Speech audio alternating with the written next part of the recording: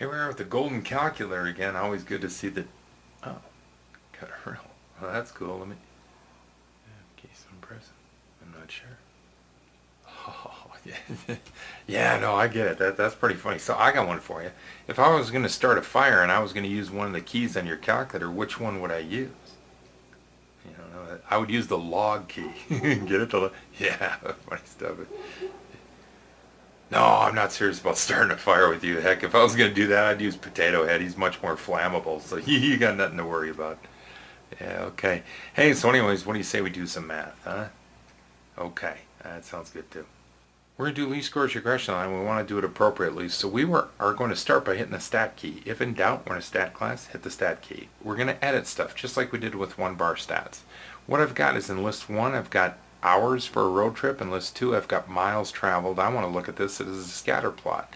Be in the habit of doing this before we go to the scatter plot, though. Look at the equation editor, y equals. If there's any equation selected, let's clear it or deselect it so it doesn't mess us up later. Now you notice above the equation editor it says stat plot. That's what we want. Second stat plot allows us to do different plots. I want to go into plot 1 and make it a scatter plot. It's turned off right now, and right now plot 2 is on, and I don't want it to interfere, so I'm going to turn plot 2 off. I'm going to do that by hitting a 2 to select plot 2, and then get my cursor, hit the right arrow and get the cursor on off, and turn that puppy off.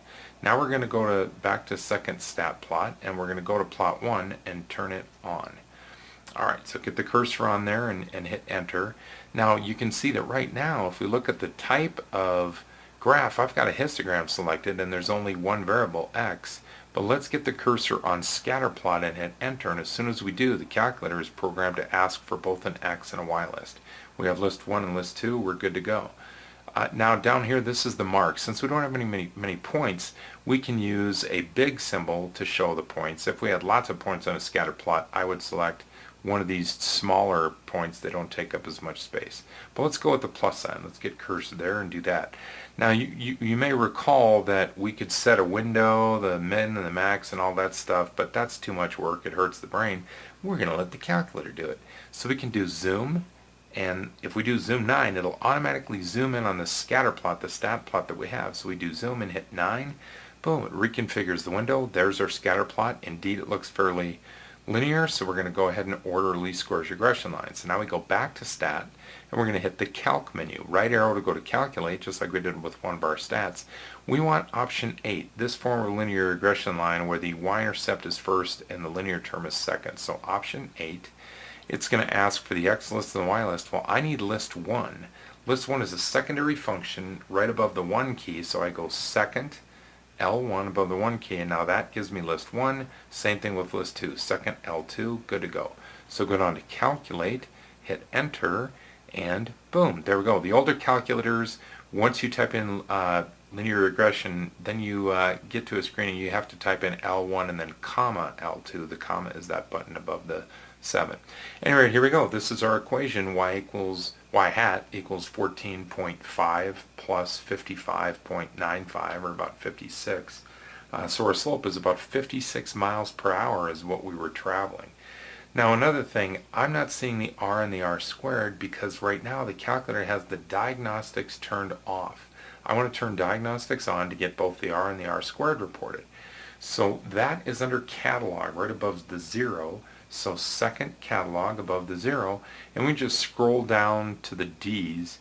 If you want, you can type in the d. That x inverse k will take you right to the word starting with the d, but what the heck, we don't go here very often, so let's just use the down arrow until we get right there, diagnostic on. So with that selected, hit enter, takes you back to the home screen, hit enter again, and it's done. So now let's order a new regression line for some new data, and you'll see that this time when the calculator gives us the regression line, it will also provide r and r squared. Let's look at the data. We go back to stat, go into edit. Now this I put into list 3 and list 4. It may look familiar to you. That is the medicine dosage along with the pain level for back sufferers. So again, we want to see if this data looks linear. So once again, we go second stat plot, and now I want to turn plot 1 off, so I type in 1 and go to off, so it's out of the way. And then I want to get to plot 2. Now I could go second stat plot and go that way, But suppose I'm in here, look at the top. I use the up arrow and it shows the plots up along the top, so I could do that and select plot 2 and hit enter, and that'll take me to plot 2 also. Just pick one way or the other, that's fine. Okay, now I'm in plot 2, I want to turn it on, the cursor's on, I hit enter, so I've selected it, and now it's good to go. I want list 3 and list 4, that's where the data is for the pane. Now remember, I want to reconfigure the window so the calculator will do it. All we have to do is hit zoom and option 9, zoom stat. It reconfigures X and Y. We see that data. It does look linear. So now we're going to order the regression line. So we go back to stat. And now we go over to calc and option 8 again.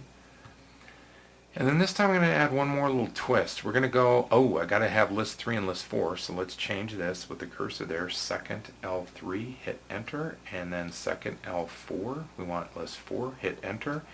Let's do this. If we go here, where do you want to store the regression equation? Well, I'd like to store it in y sub 1, please, because that'll paste in the equation editor so we can see it on the graph. So with the cursor sitting right there, let's hit vars, variables, and we want to go get a y variable, y vars, so right arrow to go to y vars. We want a function, so we type in 1, and there it is. There's y1, and we just type in the 1 or hit enter, and it pastes it right there.